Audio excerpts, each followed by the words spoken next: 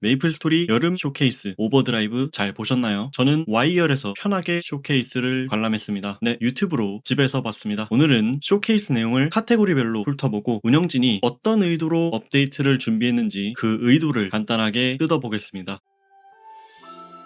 우선 신규 콘텐츠에 대한 업데이트가 이루어졌습니다. 일단 신규 직업 레테가 나왔습니다. 제 첫 번째 아내입니다. 레테는 마족 법사 캐릭터로 소환수를 소환해서 싸우는 마족 컨셉이라 하는데 말만 들으면 딸깍해일 것 같습니다. 근데 직접 해보니 이 친구들 생각보다 AI가 멍청해서 딜 효율이 안 나오기도 하고 조작감도 뭔가 좀 많이 불편해서 당장은 개선이 필요할 것 같습니다. 역시 스킬의 테두리랑 문자 있는 직업은 그래도 아델도 처음엔 멍청한 AI 때문에 성능이 구렸던 거 보면 본섭 상륙할 때 좀 달라질 수 있을 것 같습니다. 테스트를 5일밖에 진행 안 하는데 개발팀 파이팅 하세요. 신규 6차도 나왔습니다. 큰 틀에서 비슷하던 기존 6차와는 다르게 딜 구조 측면에서 각 직업의 단점을 보완하는 스킬로 출시했다고 합니다. 오리진이랑 어센트보다 임팩트가 낮다 보니 큰 관심을 얻진 못한 것 같습니다만 헥사 스탯이 같이 나오지 않은 것으로 보아 스펙 상승량이 거의 최종 데미지 6에서 7% 정도로 설계되지 않았을까 예상이 됩니다. 근데 이거 대체 키셋 어디다 넣어야 하지? 신규 보스 벨로나도 나왔습니다. 제 두 번째 아내고요. 280 이상 도전에 특이하게 이지, 노멀, 하드가 전부 출시되면서 좀 더 많은 스펙대에서 즐길 수 있게 되었습니다. 하드에서는 신규 광희 눈장식도 떨구는데 마기단을 대체한다고 합니다. 이에 따라 광희 6세트도 공개되었는데 방무 세트 효과던 기존 7흑과는 다르게 무려 크뎀이 붙은 것을 확인할 수 있습니다. 우리랑은 먼 이야기지만 초고 스펙들은 너무 좋아할 것 같습니다. 벨로나는 제른 다르모어의 광신노라는 컨셉으로 나온 사도인데 어디선가 본 것 같은 느낌이 듭니다. 이벤트는 늘 먹던 그 맛으로 출시됐습니다. 스토리상으로는 사도와의 총력전을 준비하는 컨셉으로 출시되었습니다. 출석만 하면 딸깍 없이도 출첵이 진행되게 변경되었고 이외에도 각종 경험치 컨텐츠나 보약 버프가 추가되었습니다. 다만 지금 스토리 관련 업데이트 기조가 너무 그란디스 서사를 빨리 끝내고 마스테리아로 넘어가고 싶은 분위기를 풍기는데 스토리 규모에 비해 템포가 너무 빠른 게 아닐까 생각이 좀 듭니다. 뭐 힘이 모자라다는 걸 깨닫고 마스테리아와 연합하는 스토리를 짜려고 그러나? 저 같은 오타쿠들은 오랜 기간 빌드업을 하고 그걸 터뜨리는 것에서 희열을 느끼는데 그러기엔 요즘 스토리 템포가 너무 빠르다는 생각이 듭니다. 슬라이딩 하보크는 덤이고요. 신규 캐릭터 육성 보상도 나왔습니다. 이번에 신규 캐릭터를 육성하면 누릴 수 있는 혜택은 크게 하이퍼 버닝, 아이템 버닝과 함께 신규 캐릭터 성장 보상을 받을 수 있습니다. 저번에 렌 출시 때는 신규 직업 육성 추가 보상에 스펙 관련된 재화를 줬었는데 이번 레테는 치장성 아이템밖에 없으니 그냥 키우고 싶은 거 키우면 될 것 같습니다. 하이퍼 버닝은 저번과 크게 다르지 않은 사양인데 이번에는 200부터 260까지 경험치를 50배나 퍼주면서 260까지 3시간 이내로 달성할 수 있게 개편되었습니다. 하이퍼 버닝이 끝나면 버닝 비욘드를 통해 280까지 1+1 레벨업 이벤트를 진행하니 게임 조금만 열심히 하시면 이벤트 기간 내에 280을 달성하는 것은 어렵지 않아 보입니다. 아이템 버닝도 개편이 되었습니다. 기존의 하드 지닐라, 이지 대적자까지 클리어해야 업그레이드 되던 보스 라인이 이번에는 이지 윌, 하드 지닐라쯤 되는 스펙으로 대폭 낮아졌습니다. 클리어 보스 목록 보면 윌, 듄켈, 지닐라가 상위 난이도가 빠져있는데 어지간히도 뉴비가 여기서 많이 접었나 봅니다. 이 보스에 대한 공략 영상을 나중에 꼭 올려야겠다는 생각이 들었습니다. 전반적으로 이번 버닝에서 뉴비는 도전적인 목표보다는 현실적인 목표를 설정해둔 것이 특징이었습니다. 이벤트의 세팅도 세팅인데 쇼케이스에서 설명은 안 했지만 패치 내역의 곁다리로 윌과 지닐라의 패턴이 대폭 완화되었습니다. 진짜 제발 윌과 지닐라가 장벽으로 작용하지 않았으면 좋겠다는 김창섭 디렉터님의 염원이 보이는 패치 내역이었습니다. 고인물들은 285를 달성하는 게 편하도록 설치되었습니다. 280까지 탄탄대로를 걷고 적당히 1쾌나 주간쾌 해서 285 달성하고 링크 스킬 3렙을 열면 되시겠습니다.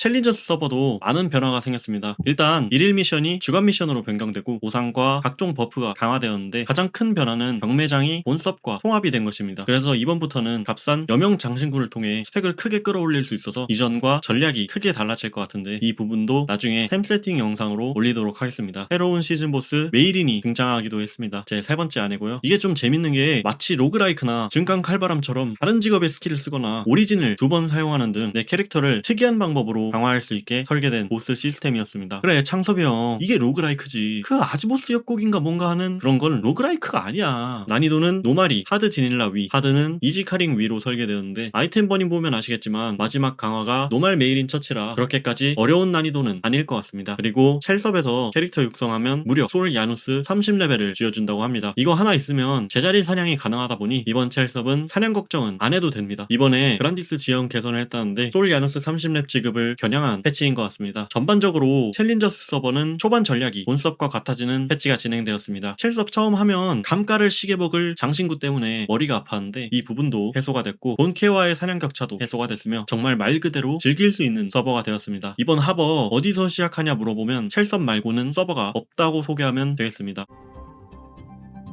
패스에 대한 개편도 이루어졌습니다. 이번에도 어김없이 돌아온 챌린저스 패스는 경험치랑 스펙을 세분화해서 만들었다는데 결국 게임 열심히 하는 사람은 다 가격 대비 해자라 둘 다 사야 할 것 같습니다. 가격은 각각 2만원입니다. 그리고 제네시스 패스도 출시가 되었습니다. 이전과 동일하게 3만원이고요. 기존이랑 비슷한 사양인데 이전에 해방쾌가 단축된 이력이 있어서 빠른 사람은 7월 1일에 최종 해방이 가능합니다. 해방 시 이용 가능한 제네시스 패스 플러스라는 것도 생겼는데 그란디스 보스들을 파티로 잡으면 제네시스 무기 강화 제어를 좀 더 얹어주는 시스템입니다. 어김없이 여기도 추가 패스가 붙어 있습니다. 가격은 3만원입니다. 뭐 메이플 키우기에서 영감을 얻었나? 전반적으로 다 해자인 게임이긴 하지만 패스 가격이 총 5만원에서 10만원으로 늘어난 만큼 누군가에게는 부담이 될 수 있을 것 같습니다. 물론 저는 다 살 겁니다.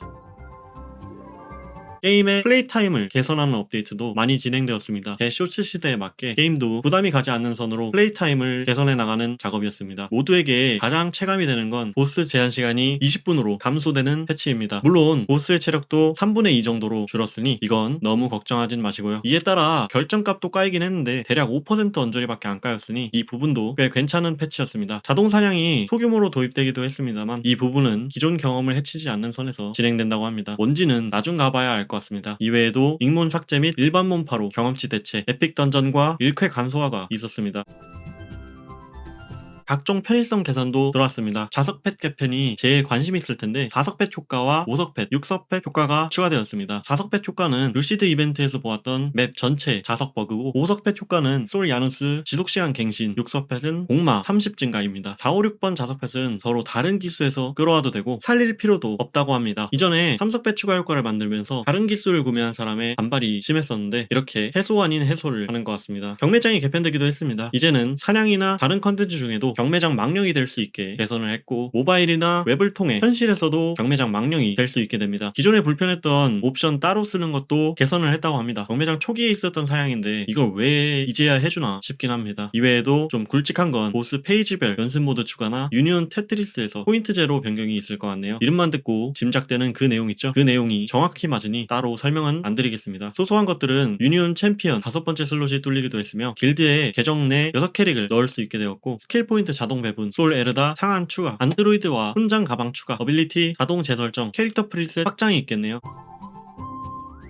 전반적으로 이번 쇼케이스는 꽤 성공적인 쇼케였습니다. 솔직히 업무량 고려했을 때 생각했던 수준보다 훨씬 높은 수준으로 쇼케이스가 진행된 것 같습니다. 오버드라이브라는 게 뭔 의미인지 추측이 많았습니다만 메이플 스토리와 운영진의 오버드라이브였던 것 같습니다. 다만 뭔가 좀 어셈블 때보다 임팩트가 적어진 것 같은 느낌은 듭니다. 아마 여태까지의 패치 때문에 도파민에 절여져서 그런 건 아닐까 생각이 들긴 합니다. 그래도 우리 창섭신도 승진 안 하시고 앞으로도 쭉 저희와 함께 하신다 하시니 앞으로의 메이플이 더 기대됩니다. 참고로 이거 1000만 관객 찍으면 춤춘다는 약속도 예전하니 얼른 보러 갑시다. 이번 오버드라이브 업데이트를 통해 올 여름 메이플과 함께 하기에는 더없이 좋은 역대급 업데이트니 주변 친구한테 자신있게 한번 홍보해보셔도 좋을 것 같습니다. 저도 필요한 부분은 꾸준히 가이드 영상 올릴 테니 앞으로 올리는 영상 참고하시면 좋을 것 같습니다. 영상 내용은 여기까지입니다. 영상 내용 괜찮았다면 구독, 좋아요 한번 부탁드리고 이외에도 궁금한 점이 있다면 댓글로 남겨주세요. 아는 선에서 답변 드리겠습니다. 감사합니다.